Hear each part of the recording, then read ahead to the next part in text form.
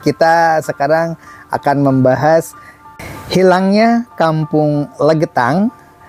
Banyak legenda yang berkembang dan bukti-buktinya memang nyata. Sebuah gunung di puncaknya itu seolah-olah diambil kemudian ditibankan ke sebuah kampung dan musnah. Di situ didirikanlah sebuah monumen atau tiang begitu, dan diberi nama di situ jumlah korban yang hilang, dan sampai sekarang korbannya tidak diangkat, berada di bawah tanah tersebut dan di atasnya menjadi area pertanian. Yang uniknya di sini, maka menjadi legenda, kalau buka di YouTube, itu di channel YouTube banyak sekali berbicara tentang hilangnya sebuah kampung yang kita ceritakan tadi ya, Legetang, karena tertiban oleh Gunung Pengamun-ngamun. Puncak gunung itu hilang separoh, kalau longsor kan turun ke bawah, dan masyarakat di situ yakin kalau longsor itu di situ ada parit, kemudian ada sungai, ada lembah, pasti larinya ke lembah itu. Tetapi kalau kita lihat di gambar di sini, itu kan di puncak ya, di puncak gunung, itu si tanahnya itu bukan longsor begini, tetapi membalik begitu. Jadi lepas begitu, loncat dan meloncati area lembah, sungai itu diloncati ke sebelahnya, dan tertimpalah sebuah kampung itu sampai menghilang. Ini barangkali yang perlu kita renungi. Ada yang menerjemahkan secara religi karena masyarakat di situ menghalalkan hukum-hukum kemasyarakatan yang bertentangan dengan nilai-nilai religi, seperti hubungan laki-laki dengan laki-laki, kaum Sodom. Kemudian kalau habis acara panenan atau acara syukuran itu bukan dengan cara memanjatkan kepada Sang Widiwasa atau kepada Tuhan Yang Maha Esa, tetapi mereka itu justru menari-nari, berjudi, hubungan seks bebas dan lain sebagainya. Seperti yang kita lihat di gambar ini, nanti kita tonton dari awal sampai akhir, cuplikan-cuplikannya saja ya. Sekarang ini jalan-jalan bisa lewat YouTube, lewat Google Map begitu, sehingga kita banyak cerita-cerita yang lebih lengkap ya. Hadirin sekalian, yang akan kita bicarakan di sini, banyak orang-orang yang sekarang ini kalau bercerita hati-hati kutukan Allah. Salah satu contoh tuh Gunung Pengamun-ngamun itu ya, yang menimpa sebuah kampung Legetang tadi sampai menghilang. Tapi ada yang bilang juga, banyak katanya di negeri-negeri yang lain itu melanggar aturan-aturan agama seperti itu, ternyata mereka dibiarkan hidup. Tetapi kisah-kisah di dalam ayat-ayat suci seperti kaum Sodom yang ada di kitab suci itu kan, bagaimana peristiwa Nabi Nuh, dan masih banyak lagi di kisah-kisah di dalam Al-Quran. Tapi orang-orang yang tidak percaya kepada agama dibuka lagi dengan fakta-fakta yang ada, bahwa di masyarakat itu banyak peristiwa-peristiwa dibiarkan oleh Allah gitu kan. Ya jelas tidak semua yang melakukan pelanggaran-pelanggaran seperti itu dimusnahkan oleh Allah. Itu hanya memberikan percontohan-percontohan saja. Makanya ketika saya berbicara tentang bisnis apartemen di salah satu tempat apartemen yang tidak usah dibicarakan di mana, ternyata dia itu tidak usah menyicil tiap bulan. Cukup mengasih uang muka, apartemen yang megah itu, setelah itu cicilannya dibayar dari hasil sewa, dan yang menyewanya juga tidak langsung kepada yang punya, cukup titip kunci saja kepada orang yang dipercaya di lokasi tersebut. Setelah diamati, ternyata disewanya itu per jam, dan itu bahaya kata saya begitu. Coba diamati siapa saja yang nyewa. Kalau di hotel kan mahal, kalau ini kan ukuran jam-jaman dipergunakan.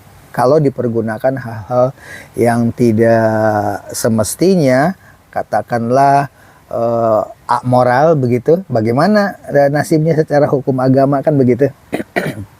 Tetapi mereka tidak punya pemikiran begitu. Nah, itu buktinya masih lestari. Gedungnya megah, tidak dikutuk Allah, tidak seperti di Legetang tadi, gunung pengamun-ngamun ditibankan begitu kan. Kalau kita berpikir secara rasional, ya memang banyak di negara-negara komunis, di negara-negara yang sudah maju ya, di kota-kota besar, perilaku-perilaku yang menyimpang itu banyak tapi tidak dikutuk Allah gitu kan. Kok bisa? Sementara di cerita-cerita yang kita tonton tadi di gambar sini itu melegenda kemana-mana dan terbukti secara rasio juga. Masa gunung longsor kan harusnya ke bawah, kok ini loncat begitu kan. Nah, ini salah satu gambaran yang harus kita renungi, bahwa tidak semua dikutuk oleh Allah dengan cara seperti itu. Mungkin itu hanya memberikan peringatan-peringatan saja agar jadi bahan perenungan. Atau secara logika, selagi di suatu apartemen atau di suatu kampung itu banyak orang yang beriman begitu dan tidak saling mengetahui kalau di sebelahnya itu melakukan perilaku-perilaku seperti itu, tentu tidak seperti kita membunuh semut yang mengerubungi atau yang menggigit kaki kita. Akhirnya semua semut yang ada di situ dimatikan, tentu tidak begitu. Tapi di Legetang ini kan memang itu sudah budaya setempat menurut legenda yang kita dengar dari sesepuh-sesepuh itu. Jadi kalau ada panen atau mereka itu lagi subur makmur begitu, mengundang para penari, judi, kemudian hubungan intim lain muhrim begitu. Dan terbukti itu berdasarkan data-data cerita-cerita masyarakat yang masih hidup.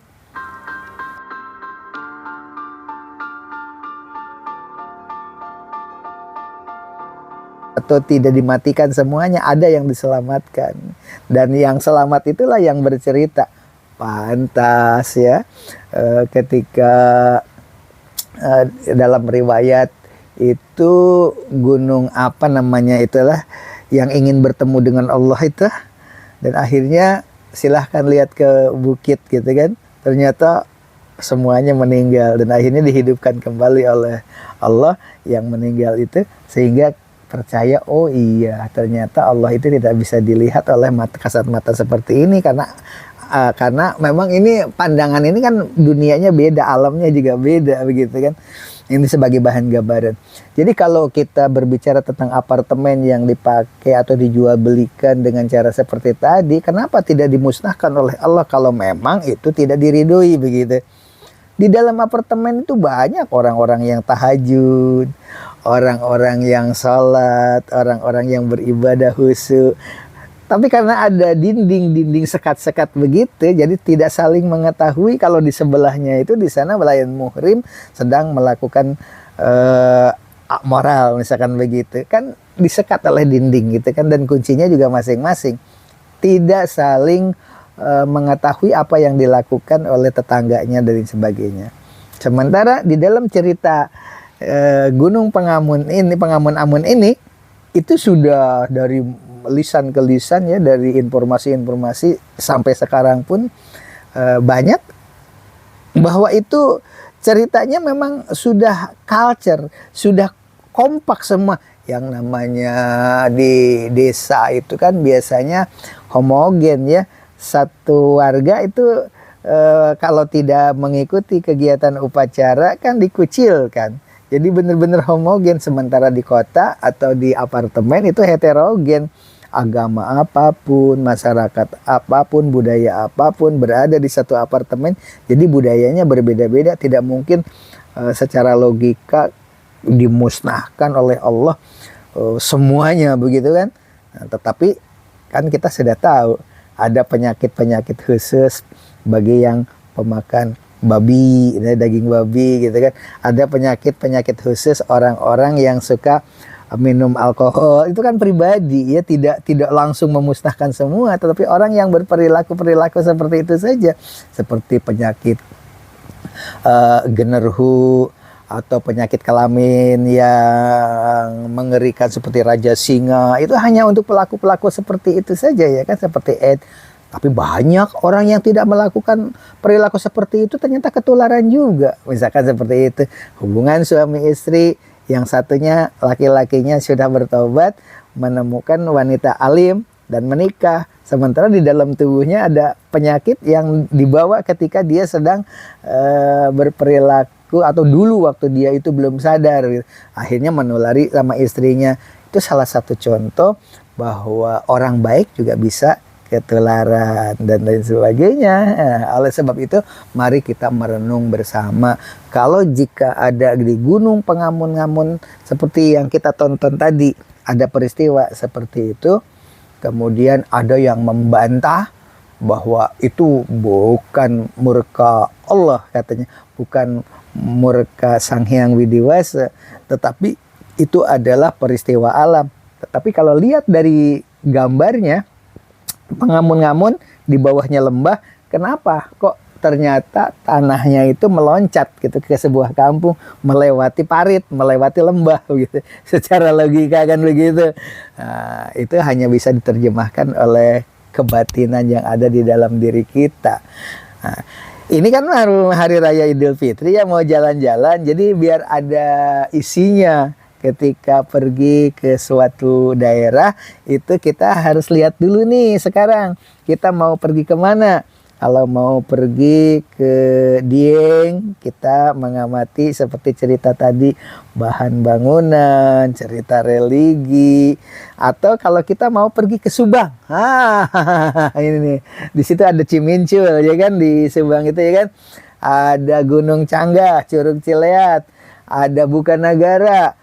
Bukanagara terkenal loh, namanya juga Bukanagara. Katanya listrik di Indonesia itu yang pertama dibangun di Bukanagara. Puing-puingnya masih ada, tapi sayang tidak dijadikan tempat wisata. Untuk temuan-temuan seperti itu harusnya publikasikan, inilah pembangkit listrik pertama di Indonesia begitu, sehingga tempat-tempatnya itu ditata sedemikian rupa, ada suatu kebanggaan. Sayangnya tidak ke situ, malah larinya itu komunikasi tentang keindahan alamnya yang bersaing dengan Bromo, yang bersaing dengan Gunung Tangkuban Perahu, yang bersaing dengan tempat-tempat lain. Seharusnya keunikannya itu yang ditonjolkan. Kalau ingin melihat keindahan alam kabut, yaitu di Gunung Tangkuban Perahu, di Bromo, di Dieng, itu sudah biasa kan seperti itu ya. Di awal lagi di daerah Jawa Tengah, Jawa Timur, Yogyakarta itu kan wisata kabut ya ada gitu. Itu udah umum. Tapi kalau keunikan seperti pembangkit listrik pertama di Indonesia misalkan, itu kan hanya ada satu, berarti kalau pembangkit listrik pertama itulah yang diekspos, bukan keindahan di Buni Kasih misalkan. Kan indahnya alam seperti itu banyak di mana-mana juga seperti itu begitu kan. Tetapi ada legendanya memang Buni Kasih itu cerita hikayat zaman Belanda, pembangunan jalannya. Memang ada legenda-legenda seperti itu. Tapi legenda seperti itu juga banyak. Oleh sebab itu cari ciri khasnya. Cimincul, air muncul dari dasar bumi. Gitu muncul dan airnya bening gitu kan. Itu kan ciri khas, makanya dikenal begitu. Oleh sebab itu rencana di lokasi Waglo, Wahana Edukasi Global di Kecamatan Cisalak itu mau menyediakan informasi-informasi tempat wisata sekitar itu. Ada gua Jepang menuju Bukanagara, kemudian tentang Gunung Tangkuban Perahu dengan legenda-legendanya. Kalau datang ke Gunung Tangkuban Perahu kan legendanya tidak muncul, tapi kalau di Waglo itu dia wacanakan nanti itu ada kisah legendanya di situ. Mengapa ada Sang Hyang Tikoro, air dari beberapa sungai yang besar itu bertemu menjadi satu, masuk ke Cisupan di situ, tapi menghilang ke sananya ke Subang, ke daerah Pamanukan, ke sana hilang, nggak ada sungai itu karena menembus ke gunung, masuk lubang. Konon ceritanya keluar dari daerah Indramayu, di tengah-tengah lautan ada air tawar, diduga dari lokasi itu kan harusnya jadi tempat wisata yang menarik. Nah, Lebaran, Hari Raya Idul Fitri, ayo sama-sama yang mau pergi ke daerah Kalimantan, Sumatera, Sulawesi, cari dulu di Google Map. daerah mana yang akan dikunjungi, sejarahnya bagaimana. Jangan lupa ada pesan-pesan moral yang disampaikan kepada anak-anak kita gitu loh.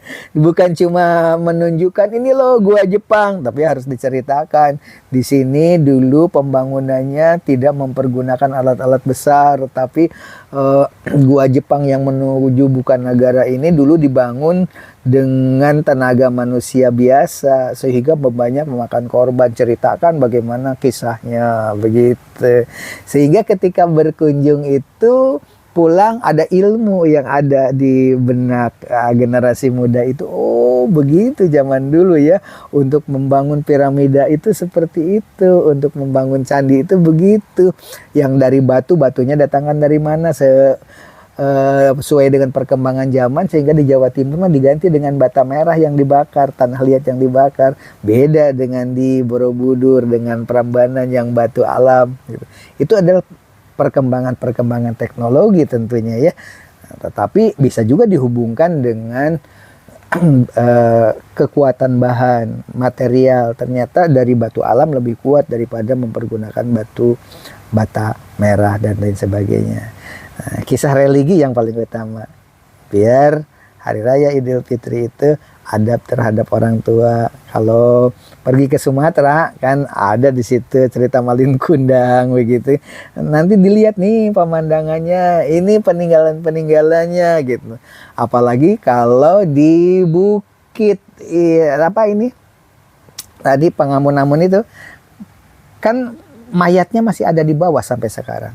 Mungkin jika dibongkar bisa saja oleh Allah dilestarikan, manusianya itu tidak hilang tapi wujudnya masih utuh, kan bisa saja. Dan itu bisa menjadi legenda yang luar biasa, secara duniawi bisa menjadi aset wisata daerah.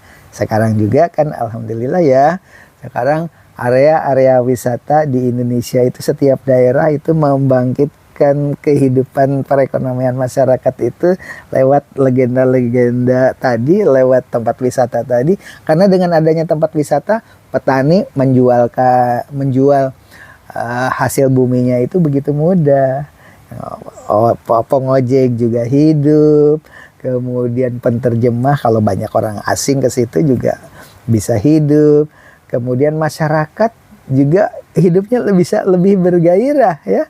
Oleh sebab itu mari kita dukung program pemerintah untuk mengembangkan daerah wisata, tapi siapkan dulu mental-mental generasi mudanya, sebab ekses negatif dari daerah wisata juga banyak. Demikian, selamat Hari Raya Idul Fitri. Terima kasih telah menyaksikan channel ini. Wassalamualaikum warahmatullahi wabarakatuh.